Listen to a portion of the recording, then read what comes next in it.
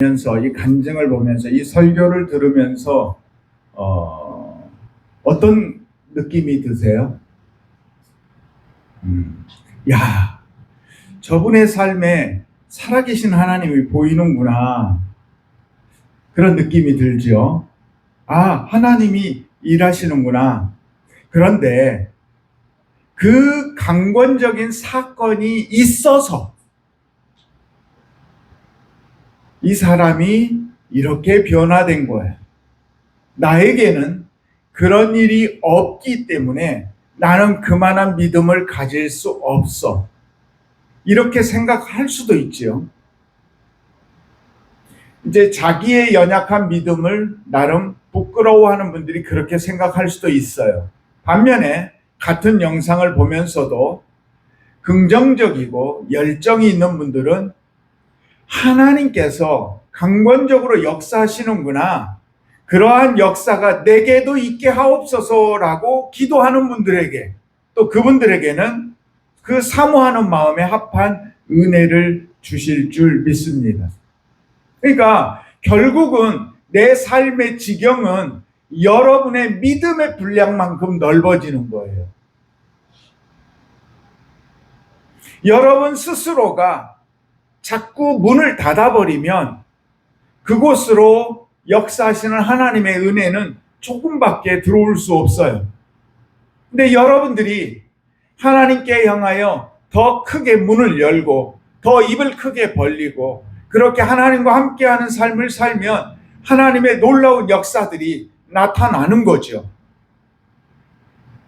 저도 마찬가지예요. 제 마음이 뜨겁고 우리 성도를 향한 강한 열정이 있고 성령 충만함이 제가 느껴질 때요. 기도하는 그 기도의 힘이 다르고요. 그 기도를 받는 분의 상황이 다르고요. 놀라운 치유의 기적들도 붐 나타나더라고요. 언제 한번 저도 말씀드린 적이 있어요. 저희 아버님이 저 어렸을 때에 하얀 양복을 가지고 계셨어요. 부흥회 때마다 그걸 가지고 가셔서 입으시고 부흥회를 인도하셨어요. 저희는 부흥회가 끝나고 나면 항상 종합선물세트를 들고 오시는 아버지를 기다렸던 그 기쁨이 있었던 것 같아요. 근데요, 저희 아버님이 부흥회를 인도를 하는데 하나님이 살아계시면 내 아내를 고쳐줄 거야 라고 생각을 하셨는데 그 아내분이 교회를 못 나오셨어요. 남편분이 대신 나오셨어요. 근데 그 남편분의 기도를, 안수기도를 원하셨어요. 아버님은 남편에게 안수기도를 했어요. 근데 집에 있는 아내가 나았어요. 실제 그렇게 해서 그 나음으로 인하여 목포에서 아마 포목점인가 했는데요. 뜨겁게 예수 안에서 살아가는 사람이 되었어요. 여러분, 우리 안에서 이런 모든 것들을 일반화할 수는 없어요. 그러나 우리가 어떤 믿음으로 어떻게 사느냐에 따라서 하나님의 하시는 역사는 각각 다르게 나타나요.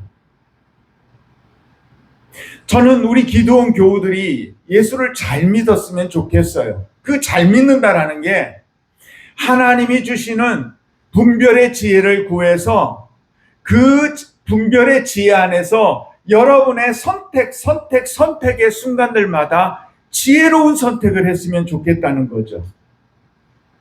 우리 교우들은 비상식적인 신앙을 갖지 않기를 원해요. 이 말은 바꾸어서 말하면요, 성경을 문자적으로 해석하고 신앙생활하지 않았으면 좋겠다는 거예요. 어느 목사님하고 대화를 했어요. 근데 그 목사님이 깜짝 놀라면서 내가 이런 사람도 봤어 라고 이야기를 하는 거예요. 근데 지금도 예수 믿는 사람인데 지구가 평평하다고 믿고 있대요. 여러분에게 물어볼게요. 지구가 평평해요? 둥글어요? 여러분 어떻게 알 수 있어요?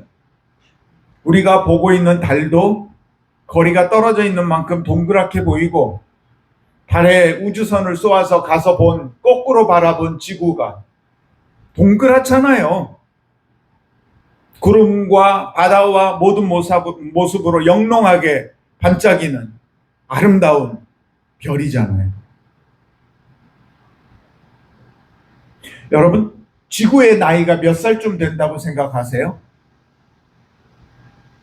자, 누가복음에 보면 족보가 나와요. 예수부터 시작해서 거꾸로 올라가는데 아담까지 올라가고 아담 그 위에는 누구라? 하나님이라까지 나와요. 인류의 족보가 다 나옵니다. 이것을 사람들의 연대 세대로 셈을 하면 얼마 정도가 나올까요? 약 6,000년에서 1만 년 정도로 볼 수 있어요.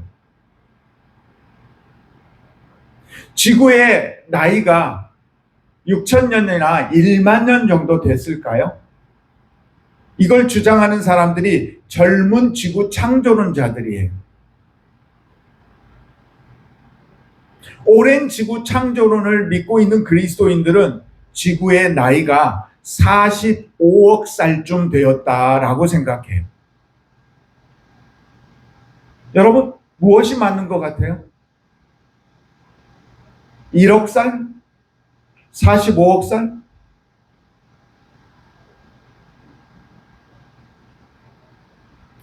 저는요, 오랜 지구 창조론이 더 합리적이고 더 그게 옳다라고 생각을 해요. 그런데 그렇다고 해서 하나님의 창조의 질서와 인류를 향한 구원의 계획, 그리고 우리가 그 예수 그리스도를 믿음으로 얻게 되는 영생의 이 진리는 절대 훼손되지 않는다라고 믿어요. 그러니까 무슨 말이냐면요, 여러분이 알고 있는 이 신앙과 지금 우리의 이 상황들로 인하여 내가 기존에 가지고 있었던 틀렸지만 옳다고 여겼던 그 믿음들에 대하여 억지로 우기면서 신앙생활하지 말라는 거예요. 자꾸 우기면서 신앙하고요, 고집 피우면서 신앙생활을 하게 되면요, 앞으로 이 변해가는 세상 속에서 그 누구도 하나님을 알고 싶어 하지 않고 우리의 자녀들까지도 하나님을 믿지 않겠다고 할 거라는 거죠. 이미 그런 모습들을 우리는 조금씩 경험하고 보고 있고요. 자, 우리가 이 영상을 보면서 목사님의 간증 중에서 아브라함의 하나님, 이삭의 하나님, 야곱의 하나님이라는 말을 듣자마자 나의 어머니의 하나님으로 고백했다고 하는 것처럼 저 역시도 제가 하나님이 안 믿어질 때 나의 어머니의 아버지의 하나님은 믿어져서 그것 때문에 제가 버텼다가 결국 나의 하나님으로 고백했던 것처럼 우리의 자녀들도 이 과정을 가는 거예요. 그래서 저와 여러분이 하나님을 굳게 붙잡는 삶을 살아야 되는 것도 이들이 어느 순간이 되었을 때에 이제 어머니의 하나님이 나의 하나님이 되어지는 날이 온다는 거죠. 여러분이 그 소망을 가지고 신앙생활을 해야 하는 거예요. 제가 여러분에게 드리고 싶은 말씀은요, 우리 모두는 다 한 분 하나님을 섬기고 있어요. 그런데 그 한 분 하나님이 여기 계신 모든 분의 숫자만큼이나 하나님을 표현하는 모습은 달라요. 그리고 이 모습은 계속 더 달라질 거예요. 지금까지 저 역시 그래왔고 계속 그래왔기 때문에 그래요. 제가 알고 있는 하나님이 또 다르게 보이는데 여러분도 그럴 수밖에 없죠. 그래서 우리는 나와 다른 교우의 신앙 체험을 나와 똑같이 일어나지 않는다라는 것을 전제하고 살아야 돼요. 그걸 똑같이 되어야 된다, 나도 그렇게 되어야 된다라는 생각이 이게 우리의 착각일 수 있다는 거죠. 그렇지만 분명한 것은 우리가 와우, 놀랍다 하고 고백했던 것처럼 유교 집안의 가문이 하나님 앞에 온 가족이 한꺼번에 변화되는 그 과정 속에는 어머니의 죽음 앞에 2달 남은 남은 시한부 인생 속에서 놀랍게 역사하는 일 속에서 이루어졌다는 거죠.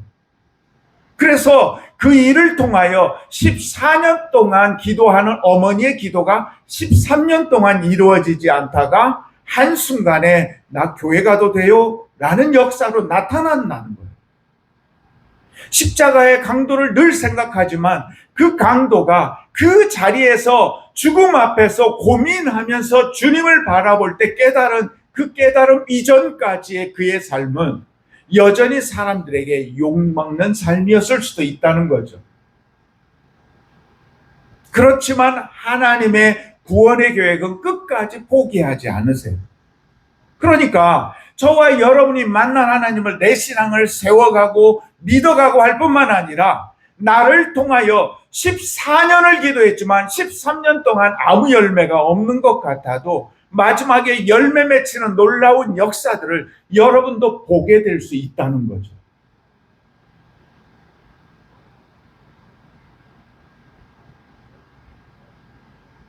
저는 여러분에게 이 간증과 본문과 여러 모습 속에서 우리가 좀 깨달았으면 좋겠어요.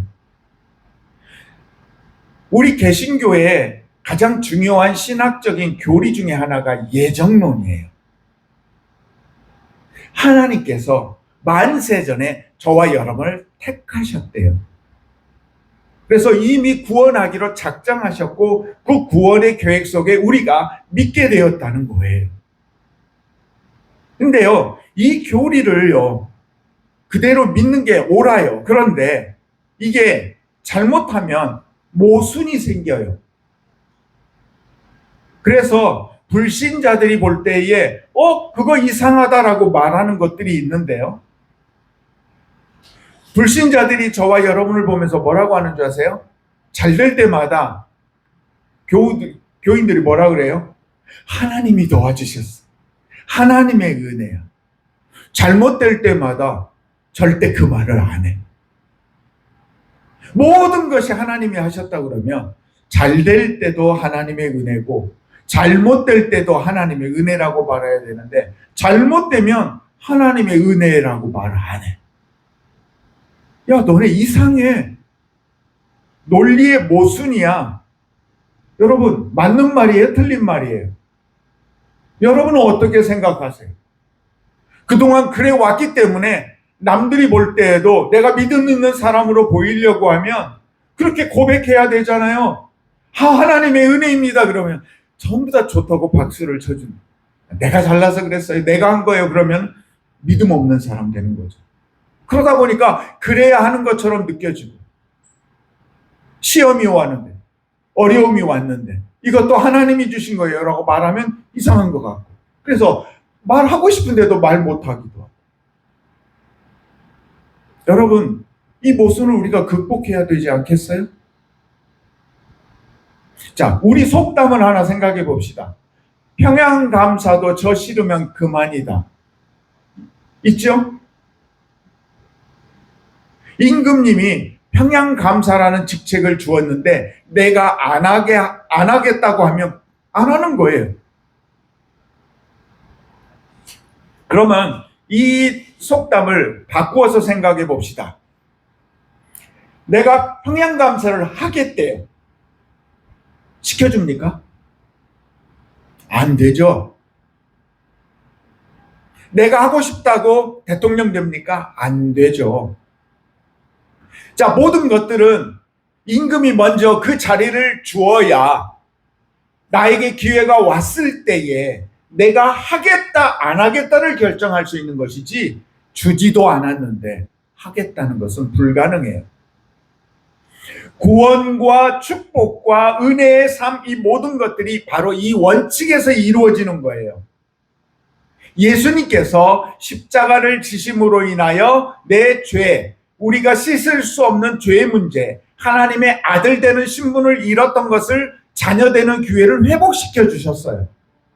그래서 계시록에 있는 말씀대로 내가 문 밖에 서서 두드리노니 라고 말씀하고 계셔요. 문제는 이 두드림에 대하여 응답하는 거죠. 어서 오세요라고 문을 열 그 사람은 주님과 동행하며 확실한 하나님의 자녀의 삶을 살게 되는 거예요. 이해되시나요? 자, 혼인잔치 비유를 예수님께서 하셨어요. 혼인잔치에 초대를 했는데 사람들이 안 오네요. 그러니까 종들을 시켜서 뭘 어떻게 했죠? 나가서 저작거리에 가서 사람들을 데려오라 그랬어요. 수많은 사람들을 억지로 데려다 왔어요. 그런데 그 안에 왔던 사람 중에 다시 쫓겨난 사람이 있죠. 누가 쫓겨났나요? 예복을 입지 않은 사람이 쫓겨났어요. 왜 그랬어요? 그 사람은 잔치 자리에까지 초대는 받았는데 예복을 입지 않았어요. 자, 당시에 예복을 입는다라는 것은 내가 이 잔치에 손님으로 축하해 주겠다는 약속이에요. 초대를 받아서 예복을 준비해서 입으라고 하면 입으면 되는 거예요. 안 입은 거죠. 거절한 거죠. 나를 왜 데려왔어? 부정한 거죠. 그러다 보니까 쫓겨나는 거예요. 자, 이 이야기를 그대로 가룟 유다에게 적용시켜 봅시다. 가룟 유다가 예수님의 제자가 되었어요. 예수님이 제자들을 부르시는데 어떤 방식으로 부르셨나요? 제자들이 예수님께 찾아오는 걸 말리지 않았나요? 아니면 예수님이 찾아가서 제자를 부르셨나요? 물고기를 잡고 있던 제자들에게, 세관에 앉아있는 레위에게 예수님이 찾아와서 부르셨어요. 무화과 나무 아래 있는 빌립에게 찾아와서 부르셨어요. 가룟 유다는 찾아와서 부르지 않았을까요? 예수님이 찾아서 부르신 가룟 유다예요. 그런데 그 가룟 유다는 예수님을 팔았네요. 모든 것이 하나님의 은혜예요. 하나님의 인도하심이에요. 주님이 찾아와서 가룟 유다를 부르셨어요. 그러면 가룟 유다 구원받아야죠. 떠나지 않아야죠. 여러분, 그랬는데 떠났어요. 은 30에 팔았어요. 여러분, 이걸 예정론으로 무조건 그냥 합리화할 거예요? 예정론에 말하면 하나님이 모든 일을 하셨어요. 그러면 예수님을 판 것도 하나님이 하신 일이라고 말하는 거예요. 이 모순을 여러분 어떻게 해결하실 거예요? 이 문제가 해결이 되어야 돼요. 앞에 얘기했죠. 평양감사도 저하기 싫으면 그만인 거예요.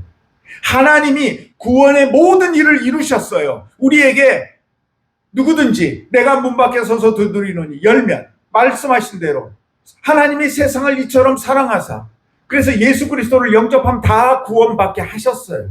그런데 그 마지막 선택은 우리에게 하도록 인도하시는 거예요. 하지 않으면 하는 상황으로 몰아가셔서 결국은 천부여 의지 없어서 손들고 옵니다라고 고백하게라도 하시는 거예요.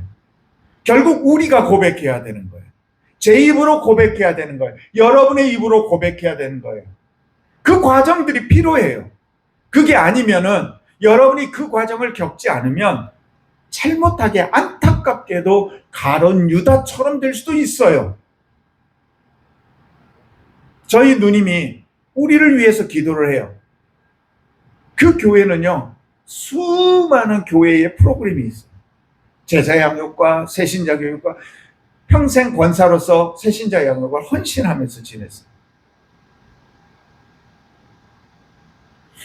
우리는 그렇지 못해요. 일주일에 한 번 모이잖아요. 걱정해요. 신앙의 훈련도 있고 봉사하고 여러 가지를 누려야 될 텐데, 그런 것들 통해서도 지켜져야 될 텐데, 참 대단한 분들이시다 그러면서 기도해요.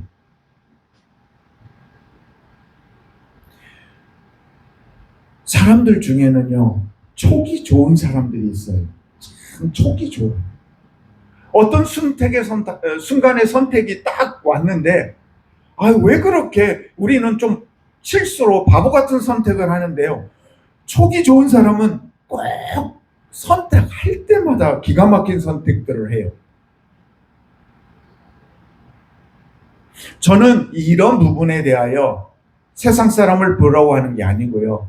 우리 기도원 교우들이 살아가는 삶 속에서 영적인 촉이 좋았으면 좋겠어요. 어떤 중요한 상황들의 선택 속에서 하나님이 하시는 일이 무엇일까를 선택하고 그 길로 나아갈 수 있는 그런 영적인 믿음의 촉이 좋은 사람들이 되었으면 좋겠어요.